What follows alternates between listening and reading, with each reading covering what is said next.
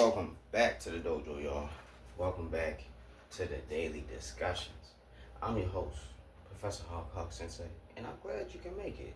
I'm glad you're tuning in, especially if you're new to the channel. Welcome. Now, down to business. Today, I'd like to talk about the subject matter. An eye for an eye makes the whole world blind. Yes, an eye for an eye makes the whole world blind. If you never heard this terminology, it basically means you can't always retaliate.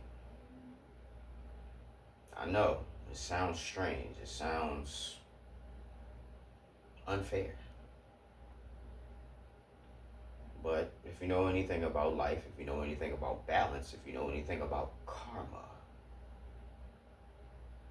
it has a way of working these things out. All the things that you wish you could do in retaliation or in vengeance or what have you, sometimes people ruin themselves and mess themselves up with the paths and the decisions that they make.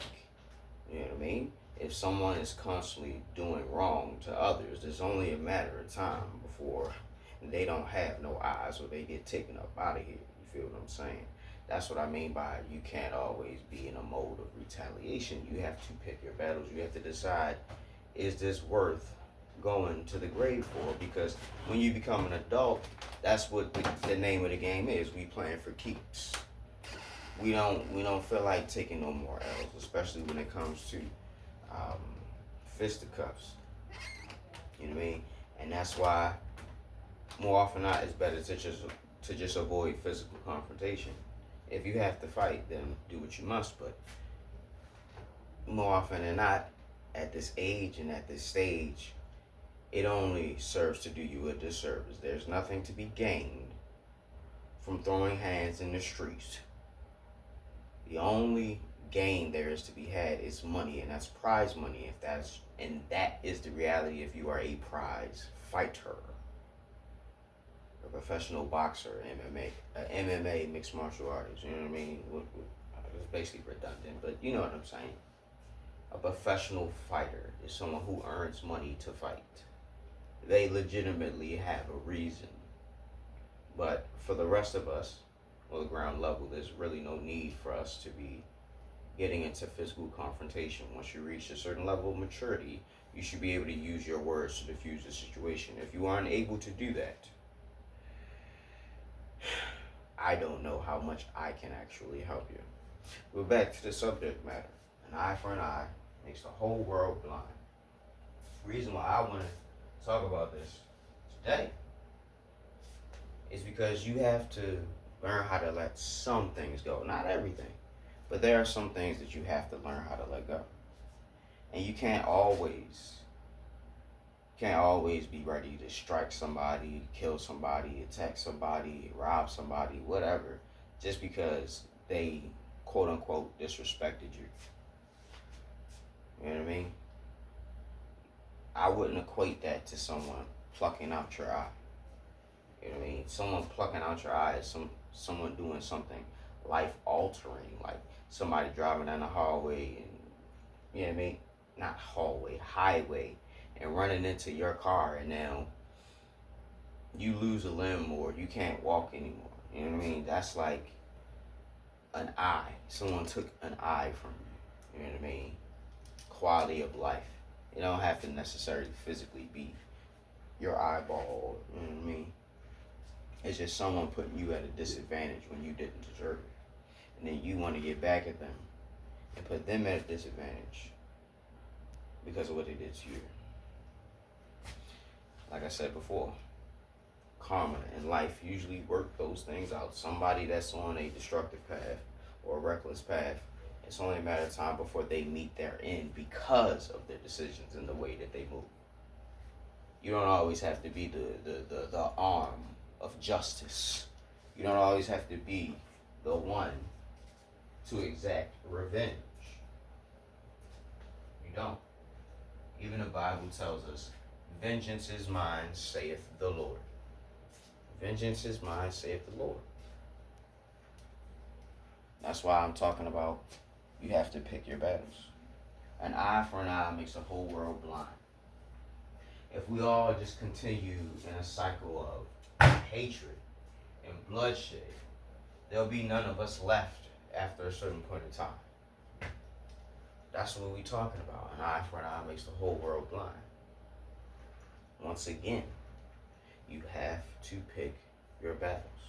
You have to decide, is this worthy of my attention? Is this worthy of my time? Is this worthy of my life?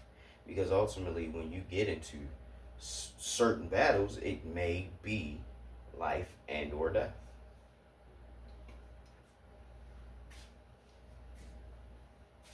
So what is it that I should do, Hawk Sensei? You should just be respectful, responsible, and mindful and aware of who you are and the effect that you have on people. No, you may not always be able to understand the effect that you have on people. But if you pay enough attention, if you listen, if you ask questions and you talk to people, you'll be able to see exactly where you're at. You'll be able to understand how people feel about you, if people take a liking or a disliking. Sometimes you can just feel it through the vibes. You know what I mean? You just feel it through the vibes. But when we talk about retaliation, or eye for an eye, we gotta decide when it's the right time. We gotta decide who is deserving. Some people are just desperate and they offend people because they're trying to get some level of normalcy in life. Desperate people do desperate things. If you can recognize that somebody offended you or wronged you out of desperation, there may be an air of forgiveness there. I know this person was desperate. This person was down on their luck. They probably had no options. You know what I mean? That's just one way to look at it. But most people, they feel like all they have is their respect. They value the respect that they have with others and everybody else to be like, I guess, their identity. I guess. But once you leave outside that neighborhood, you gotta earn your respect once again, because people who don't know you, they don't know what you've done. They don't know the work you put in. They don't know who you are on the block. You know what I mean? So you can't walk around expecting everybody to just respect you because of what you've done before that they don't know nothing about. Okay. Just wanted to touch on that, right? But if you believe that you are vindicated in your revenge, go for it. Don't let me tell you what to do. But I'm going to say it one last time, if not again. You have to pick your battles. You have to pick your battles. It's not smart to fight a losing battle unless you're just a masochist and you get off on that type of thing. But this world that we live in is a very cold world. And the Bible also told us the love of many will wax cold. We are seeing that now. We're seeing that. People just offend you just because they feel like it. Just because they having a bad day. An eye for an eye makes the whole world blind. It's one of the many reasons why I like to stay out of the way. I don't like to be in the mix and around big crowds of people, because that's where chaos seems to happen most often, where there are big crowds of people. I don't really even go to the club, amusement parks, I rarely go to the mall like that. I don't really like being in big crowded areas. I've never been to a concert in my life, right? So when you understand that you can't always be seeking vengeance and retaliation, you decide the smart option to mitigate all the issues or a majority of the issues I may face in life is by reducing the amount of persons, places, and things that you interact with regularly or go to or see, whatever. You won't be in situations where you need to retaliate if you're out the way, out of sight, out of mind. If nobody's seeing you, nobody's thinking about you.